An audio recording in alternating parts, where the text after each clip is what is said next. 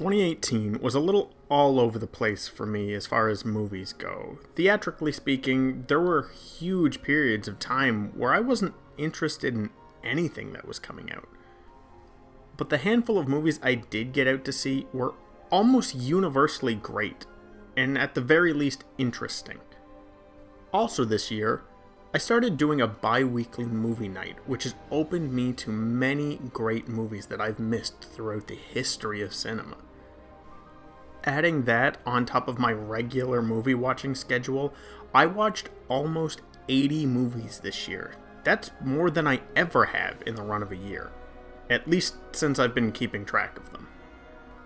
Now, I'm working on this video a little later than I would have liked to, so it's going to come out later than I would have liked to. But looking back on it, this is still going to come out way before my movie video did last year, so I think I'm doing pretty well. This year's video isn't going to be all that different from last year's, except for the video part. To pull back the production curtain a bit, last year I uploaded trailers of each of the movies I was talking about, and then my channel was swarmed with copyright strikes. I got almost 20 of them from that one video. Now, luckily, because I don't monetize the video, it wasn't a real problem, but it was still a hassle. So, I'm mostly going to be talking over posters, maybe the odd clip. I just don't want to go through that again. But without further ado, my top 10 movie list. Number 10, Aquaman, directed by James Wan. Well, the track record they have set for themselves over at DC, I would have never expected to be listing a DCEU movie on a top 10 list of mine, let alone Aquaman. I mean, it's Aquaman. I don't care for Aquaman even on a good day, especially this version of the character. He was easily my biggest issue with the Justice League movie. But goddammit, James Wan, you and your team made yourselves a damn good movie about a fish boy named Arthur, the super important offspring that's half human, half Atlantean, and 100% surfer bro. He can talk to fish, control water, at least this version of the character, and looks real good fighting with a trident. He can also apparently swim really well in jeans, which I think is the real superpower here. I was genuinely surprised how much I enjoyed this movie. I may have gone in with slightly lowered expectations that I do for most movies, but I went in wanting to enjoy it, and I did. There's some pretty solid performances at times, specifically with Patrick Wilson, who plays Orm. There's even a really great horror-esque sequence that is way more similar to James Wan's other work. That scene was so cool, in fact, that it's already confirmed for its own spin-off. I think what I'm trying to say is, don't let the stink of the other DC movies stop you from checking this one out. To compare this movie to something you've likely seen before, I would say this movie easily stands against its rival Marvel movies. So this DC movie is getting my personal seal of approval. Number 9, A Quiet Place, directed by John Krasinski.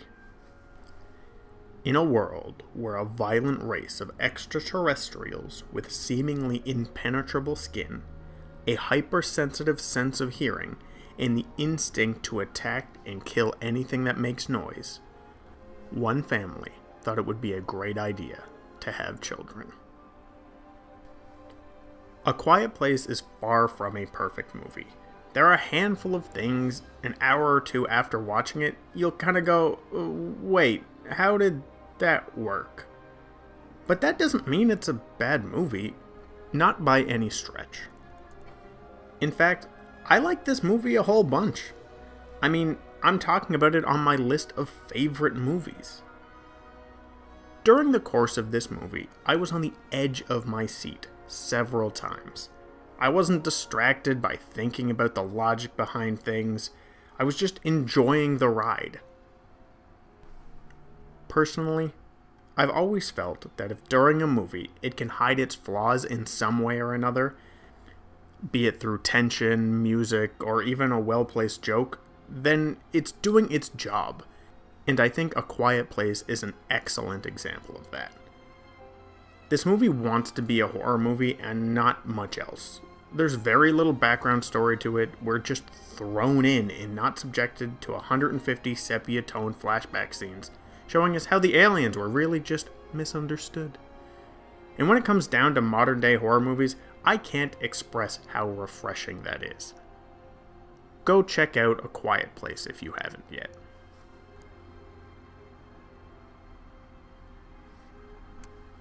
Number 8.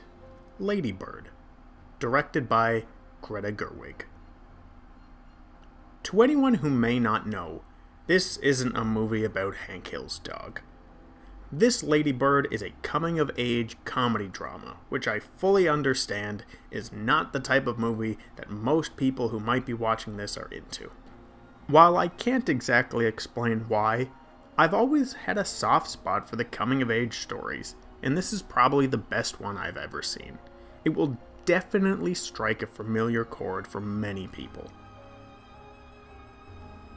The heart of this movie is the mother and daughter relationship of our titular Lady Bird, played by Saoirse Ronan, and her mother Marion, played by Laurie Metcalf. The reason I want to specifically mention these two actors and their relationship, it's the driving force of the movie, and each of their performances are some of the best I've seen in a long time, and they can easily carry the entire movie. That's not to say the rest of the movie is bad. It's not. They're just the shining stars here. If you like drama flicks, or you're just a fan of acting and you want to see it at its best, check out Lady Bird. Number 7. Krampus, directed by Michael Dougherty. Nailing the perfect balance in the horror comedy genre is no easy task. It's always either a full-blown comedy movie where maybe the odd person dies, or a complete horror fest where maybe 4 times someone cracks a joke. Neither are bad, it's just clearly favoring one side of the equation. Krampus, however, manages to land right down the middle. On top of that, it's a Christmas horror movie, something that's rarely attempted at, and even rarer is it done well. Director Michael Dougherty's previous work included the cult hit Trick or Treat, so if you liked that, you certainly owe yourself to continue to check out his work. Personally, I watched this movie alone on Christmas Eve and had a great time with it. While this might be a Christmas movie, don't let that stop you from watching it all year round. It's just a great watch. Highly recommended. Number 6. I, Tonya, directed by Craig Gillespie. I, Tonya is a movie focusing on the titular Tonya Harding, a prominent figure skater from the mid-80s up until the mid-90s, where she became infamous for something else entirely. If you know the story, great. The movie still holds up, because I knew roughly what had happened going in, and that didn't at all ruin the experience for me. But in case you don't know what happened, I'll keep it quiet for the sake of this video. The film, in part, is done in mockumentary-style interviews with the characters, some of which are telling the truth and others not so much. It's a really interesting way to tell a story, and try and see what's real and what isn't. I'm not alone in saying that this is another one of those movies where the performances really carry the whole show, with Margot Robbie earning several nominations for Best Actress, and Allison Janney winning several Best Supporting Actress awards. But I also want to throw in Sebastian Stan. I'm pretty indifferent to most of his work, but he does a great job in this movie. Now, just because this movie is about figure skating, don't think you have to be a fan of the sport, or even know anything about it. You really don't. The movie gives you all of the information you need when you need it. I went in strongly indifferent to figure skating, and I still left really enjoying the film. So, we're at the halfway point, and this is where I want to talk about some honorable mentions. Films that weren't quite up to snuff to make my favorites list, but brought something to the table that I want to talk about. I know typically honorable mentions are typically mentioned after second place, but thinking on it, it's a little weird to give them such a high place in the video when they don't really deserve it. So I thought I'd just throw them in the middle as a quick little break, because these are going to be like rapid cut reviews. The Meg. Far from an outstanding movie, but this is the perfect embodiment of the summer movie. Get inside a nice cool room to beat the heat and throw on a dumb movie about a giant shark. Batman Ninja. This may be my favorite Batman movie that I've seen in a long time. It goes places. I won't say exactly what happens, but this is definitely anime. On top of that, the movie's just really pretty. The Nun. It's yet another movie in the ever-expanding Conjuring universe. While by no means the best movie in the franchise, it's pretty solid, with some good laughs and even a couple of good scares too. Don't let the cinematic universe turn you off of this. This movie does a great job of standing on its own. The House with a Clock in Its Walls. I was really interested in this movie, not just because it looked neat, but because Eli Roth of all people was directing a movie for children. It's a pretty solid movie for the whole family, and I'm always pro any movie that tries to introduce kids to the world of horror. Zombies, or Wasting Away. For some reason known under two different titles, this movie offers a truly unique take on the tired zombie genre. If you're a fan of zombie flicks, this is a must-see. Number 5. Halloween, directed by David Gordon Green. The Halloween franchise, to put it lightly, has been a bit of a mess, with many movies ignoring other movies' continuity and being placed pretty willy-nilly throughout the timeline. I'm sure most people don't even know that this Halloween, the 2018 film, is the 11th movie in that franchise. That being said, this movie asks nothing more of the audience than to ignore every other movie except for the first one from 1978, making this new Halloween the new Halloween 2. I hate this franchise. Well, then why isn't this one called Halloween 2, the Halloweening, you ask? Well, honestly, because you don't even have to know the events of the first one. They're all recapped pretty well in the movie. Now, what can I say about Halloween 2018? It's great. It's a damn near perfect sequel. Something I would have thought impossible, coming a whole 40 years after the original. I can't believe the original is 40 years old. Still holds up. The story of this movie is the sequel the original Halloween deserved, even though I still enjoy the other Halloween sequels. The music is as good as it's ever been. There's even a spin on the very famous track, and that was really great. Hollywood is constantly bringing old IPs back from the dead, or milking sequels for an eternity. But rarely, if ever, has one been given so much love and care, and to be delivered to the audience in such a great condition. Halloween 2018 is a fantastic movie and an even better sequel. Number 4. Avengers: Infinity War, directed by Anthony and Joe Russo.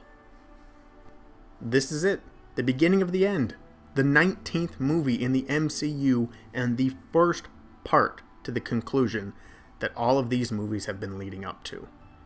And now, finally, after all of these years, my son gets to star in his own Marvel movie.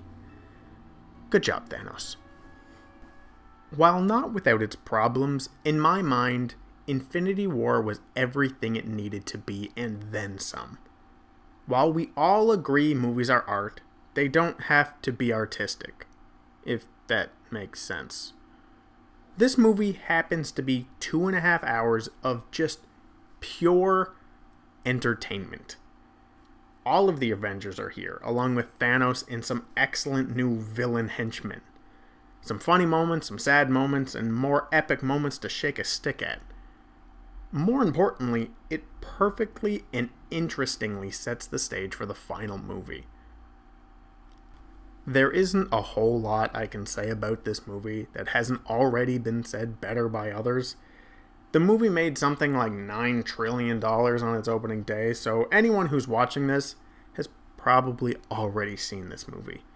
So you know what I'm talking about when I say Avengers Infinity War. It's real good.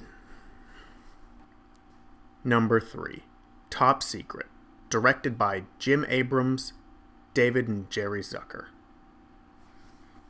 When it comes to comedy films, they sure don't make them like they used to. And you need look no farther than Top Secret. Easily one of the funniest, most ridiculous movies I've seen in a long time. And this came out in 1984. David and Jerry Zucker, along with their longtime partner Jim Abrams, are comedic geniuses. And while mostly known for their smash hits Airplane and the Naked Gun trilogy, snuggled right in the middle of those, we have Top Secret. Without a doubt, I had myself a real good laugh the first time I watched this movie. But as time went on, I found myself thinking more and more about the movie, chuckling to myself as I remembered moments weeks after having seen it. I know on this channel I did a quick review of the movie about 8 months ago, and I spoke pretty highly of it then. And I think since then my opinion's only gotten better. So please, if you're in need of a laugh and you enjoy this type of comedy, go check out Top Secret. Number 2, Paddington, directed by Paul King. Get out of the way, Winnie. There is a new best bear in town, and his name is Paddington. This movie, at least for me, is pure movie magic. I don't know what it is with this stupid bear and his stupid hat, but it just makes me feel real good inside. Except for the marmalade part. You can keep that trash orange spread, you weird Peruvian bear. Paddington is what I would call the perfect family movie. It is just pure... It's so good. It's as charming as the day is long, a whole range of different comedy for the young and old alike, not to mention the cutest and most polite bear this side of the Mississippi. For me, Paddington was one of those movies where it was more than just entertainment. One of those rare movies that makes you feel nice, like a hot chocolate on a cold day, or when your dad finally comes back from buying cigarettes. Paddington is sure to delight the big, the small, the smart, the dumb, the right, the wrong, and even warm the coldest, deadest of hearts. Number 1, Spider-Man Into the Spider-Verse, directed by Bob Persichetti, Peter Ramsey, and Rodney Rothman. To anyone who saw this movie, Spider-Man Into the Spider-Verse, being the top of my list, or anyone's list for that matter, should come to no surprise. This movie is absolutely magnificent. It doesn't take much to see that this movie combines 3 main things. Well, 2.5, depending on how you look at it. 1, it's an animated movie. 2, it's a superhero movie. And 3, more specifically, it's a Spider-Man movie. This movie manages to take each of those 3 things that we've seen a whole lot of and somehow spin them in a way that is totally fresh and unique. Having a movie where basically every character is a different visual style is complete madness, and somehow they pulled it off. They also successfully managed to have this not look like your standard Disney Pixar look. Not that there's anything wrong with that look, really. My point is just they were able to stand out from the swath of other animated movies out there. Something that's not easy to do. Finally, we've all seen more than our fair share of superhero flicks this decade, And we've gone through, I think, 118 different Spider-Man actors in the last couple of years. But I have no qualms with saying that this is both the best Spider-Man movie and potentially even the best superhero movie out there. Into the Spider-Verse is literally overflowing with style, to the point where I think it would even make Persona 5 get a little jealous. Now, the soundtrack? Oh man, that soundtrack. We finally have a superhero movie with not just a good soundtrack, a great soundtrack. Marvel's weakest spot for me, and many others, consistently, has always been the music. It's pretty... I don't know. It's there, I guess. Try and hum a tune from literally any of the Marvel movies is my point. I know I sure can't. But this movie is jam-packed, start to finish, with some great songs. Spider-Man Into the Spider-Verse is emotional. It has its ups, its downs, tons of hilarity scattered throughout. And on top of that, it managed to have some top-notch fight sequences. Anything this movie aimed to do, it not only accomplished the task, it hit it out of the park every single time. I don't care if you think you're too good for animated movies, you're dumb if you do, by the way, or that you're too smart for superhero movies, you're not. If you're just a fan of cinema, period, Spider-Man Into the Spider-Verse is a must-see movie, and that is not up for debate. Well, folks, there you have it. The best movies that I watched in 2018. I think it's a pretty solid list, if I do say so myself. It goes without saying, even though I'm pretty sure I've said it a ton already, that I would recommend any of these movies. Each of them are great. And as much as I do enjoy doing these videos every year, if you liked it too, don't be afraid to tell me. By, leaving a like or a comment or both. Whatever you want, really. I just hope you liked the video as much as I liked making it. Take care, and I'll see y'all soon.